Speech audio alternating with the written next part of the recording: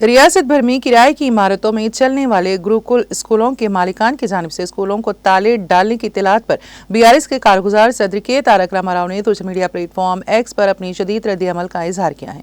KTR ने कहा कि दिल्ली में पैकेज भेजने के लिए पैसे हैं, कमिश्नरों के जरिए दिए गए बड़े ठेकेदारों के बिल अदा करने के लिए हजारों करोड़ रुपए हैं, लेकिन क्या इन गुरुकुलों का किराया अदा करने के लिए पैसे नहीं हैं जहां गरीब तलबा पढ़ते हैं। केटीआर ने कांग्रेस हुकूमत की मजम्मत की। शर्म करो, शर्म करो। केटीआर ने कहा कि ये गुरुकुल्स को हमेशा के लिए बंद करने की साजिश दिखाई दे रही है।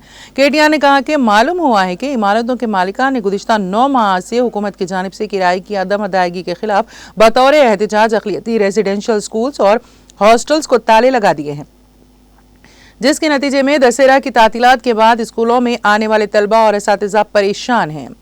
तुंगातुर्ती, बेलमपल्ली, तांडूर, वरंगल, भोपालपल्ली, हुजूरनगर और भुवनगिरी में रिहायशी स्कूलों, कॉलेजों और हॉस्टलों को इमारत के मालिकान ने ताले लगा दिए हैं।